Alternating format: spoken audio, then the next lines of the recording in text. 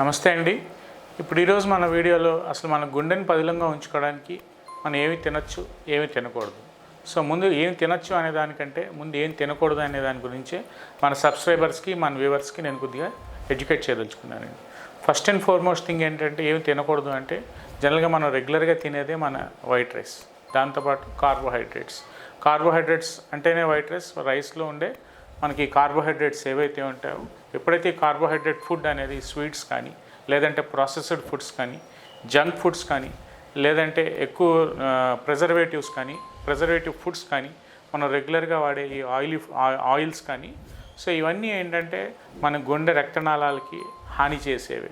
జనరల్గా ఎప్పుడైతే మనకి కొలెస్ట్రాల్ లెవెల్స్ కానీ ఈ ప్రాసెస్డ్ ఫుడ్స్ వల్ల ఈ కార్బోహైడ్రేట్ డిపాజిట్స్ అనేది ఎక్కువైపోతూ ఉంటుందో, జనరల్గా మన ఏషియన్ అంటే మన ఇండో ఏషియన్ కంట్రీ స్టేట్స్లో ఉండే మన సిటిజన్స్ కానీ, లేదంటే మన ఏషియన్ కాంటినెంట్స్లో ఉండే మన ప్రజలకు కానీ జనరల్గా ఇవన్నీ ఏంటంటే డయాబెటీస్ మెయిన్గా చెప్పుకోవాలంటే, ఎప్పుడైతే మనకి కార్బోహైడ్రేట్ మెటబాలిజం అనేది ఎక్కువైపోతూ ఉంటుందో జనరల్గా ఫస్ట్ అండ్ ఫార్మోస్ట్ థింగ్ మన భారతదేశంలో డయాబెటీస్కి ఎక్కువగా గురవటం. అంటే ప్రతి 5గురిలో 4గురికి ఈ రోజుల్లో diabetes, irrespective of the age group. అంటే ఒకప్పుడు జనరల్గా డయాబెటీస్ అంటే ఒక 55-60 ఇయర్స్ ఎబో ఏజ్ గ్రూప్లో వాళ్ళకి మనం ఈ చక్కెర వ్యాధి, డయాబెటీస్ అనేది చూసేవాళ్ళం.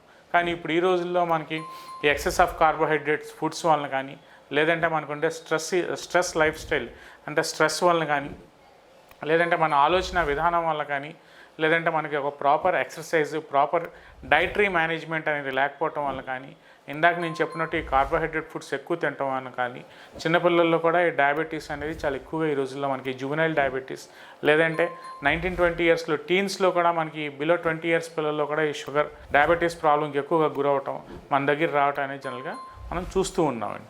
సో ఇవన్నీ ఏంటంటే యాజ్ ద ఏజ్ అడ్వాన్సెస్, ఎప్పుడైతే మనకి బ్లడ్ వెజల్స్ అంటే ఆర్టరీస్ ఉంటాయో, ఈ ఆర్టరీస్ లోపల మనకి కొవ్వు డిపాజిట్స్ అంటే ప్లేక్స్ ఎక్కువ ఫార్మ్ అయిపోవటం వల్ల చాలా యంగ్ ఏజ్లోనే 35-40 ఇయర్స్లోనే ఈ హార్ట్ అటాక్స్ రావడం కానీ, స్ట్రోక్స్ రావడం కానీ, లేదంటే ఇప్పుడు మనకి పెరాలసిస్ అంటే బ్రెయిన్లో వచ్చే స్ట్రోక్స్ని జనరల్గా ఈ పెరాలసిస్, లేదంటే మనకు గుండెలో వచ్చే సడన్ హార్ట్ అటాక్స్ అంటే మనకి ఈ కొలెస్ట్రాల్ డిపాజిట్స్ ఈ బ్లాక్స్ వలన ఈ హార్ట్ అటాక్స్ రావటం వల్ల కానీ, సో జనరల్గా అలాగే రకరకాల డిసీజెస్ అంటే మనకి బాడీలో మెటబాలిజం అంతా డిస్టర్బ్ అయిపోవటం వల్ల యంగ్ ఏజ్లో ఈ హార్ట్ అటాక్స్కి మనకి భారతదేశంలో బారిన పడి చనిపోయిన వాళ్ళు, పడుతున్న వాళ్ళు, తర్వాత ఒకసారి మనకి గుండె నొప్పి వచ్చింది, హార్ట్ అటాక్ వచ్చిన తర్వాత అప్పుడు మనం ఫుడ్ ఎలా మేనేజ్ చేయాలి, మనం ఏం తినొచ్చు ఏం తినకూడదని మనం కంగారు పడుతూ ఉంటాం.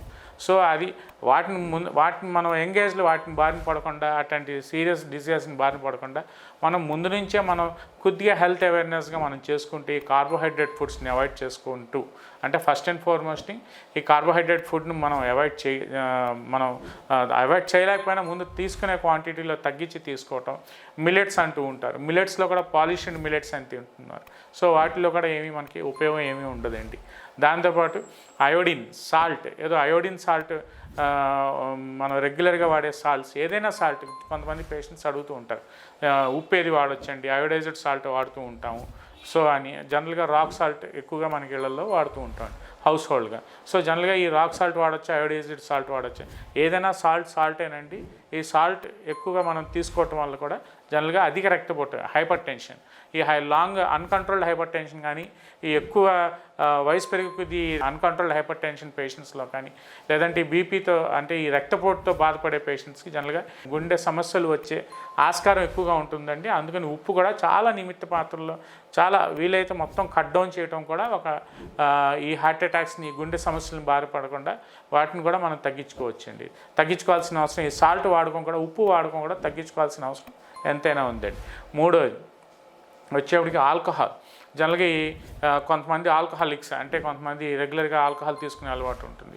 ఈ ఆల్కహాల్ వలన కూడా మనకి గుండె కండరం ఏదైతే ఉంటుందో, గుండె కండరం మసిల్ వీక్ అయిపోయే ఛాన్స్ అయితే ఎక్కువగా ఉంటుందండి. సో వీలైనంత వరకు 99.99% లేదంటే 100% ఒకవేళ ఆల్కహాల్ తాగే అలవాటు ఉంటే మొత్తం ఆల్కహాల్ కానీ స్మోకింగ్ కానీ మానేయటం అనేది ఉత్తమం అండి.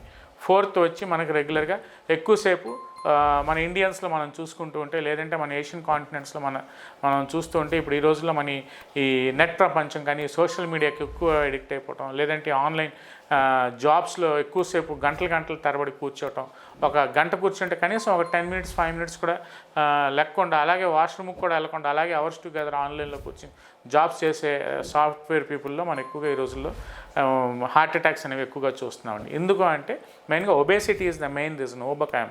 So obesity, diabetes, hypertension, దాంతోపాటు మనకి కార్బోహైడ్రేట్ ఫుడ్స్ కానీ, ఈ కార్బోహైడ్రేట్ ఫుడ్స్లో మెయిన్గా జంక్ ఫుడ్స్, ఫ్రెంచ్ ఫ్రైస్ ఎక్కువగా ఉంటూ ఉంటాయి. లేదంటే బాగా deep roasted, deep oily foods ఎక్కువగా తినటం వల్ల కూడా మనకి గుండె నాళాల్లో కొవ్వు పెరిగిపోయి హార్ట్ అటాక్స్ని బారిన పడే ఆ ఛాన్స్ అనేది ఎక్కువగా ఉంటుందండి. అందుకనే మన యంగ్ ఇండియన్స్ ఎవరైతే 35-40 ఇయర్స్ ఉన్నారో సడన్గా ఒకేసారి కుర్చీలో కూర్చుని వర్క్ చేసుకుంటూ కొలాప్స్ అయిపోయిన వాళ్ళు కూడా ఈ రోజుల్లో మనం చూస్తున్నాం.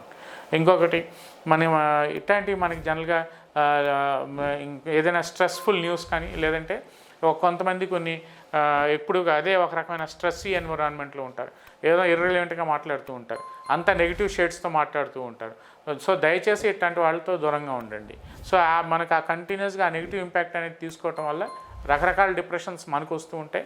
సో అదంతా మన మైండ్ మీద పడటం వల్ల మనకి నెగిటివ్ హార్మోన్స్ ఏవైతే మనకి సెరటోనిన్ ఇవన్నీ ఉంటాయో, డోపమైన్, ఇవన్నీ హ్యాపీ హార్మోన్స్ రిలీజ్ కాకుండా మనకి ఏదైతే ఆ స్ట్రెస్ వలన సైకలాజికల్గా మనం ఎఫెక్ట్ అయ్యి ఒక్కొక్కసారి మన గుండె మీద, అది కూడా ఆ స్ట్రెస్లో సైకలాజికల్ కండిషన్స్ కూడా ఈ మన గుండె మీద ఎఫెక్ట్ అయ్యి, సో దానివల్ల కూడా కొంతమంది సీరియస్గా ఈ హార్ట్ అటాక్స్, డిప్రెషన్స్కి గురవటం, ఈ గుండె సమస్యలు కొని తెచ్చుకున్న వాళ్ళల్లో కూడా ఈ ఎక్కువగా డిప్రెషన్ పేషెంట్స్ కూడా చాలామంది మనకు కనిపిస్తూ ఉంటారండి.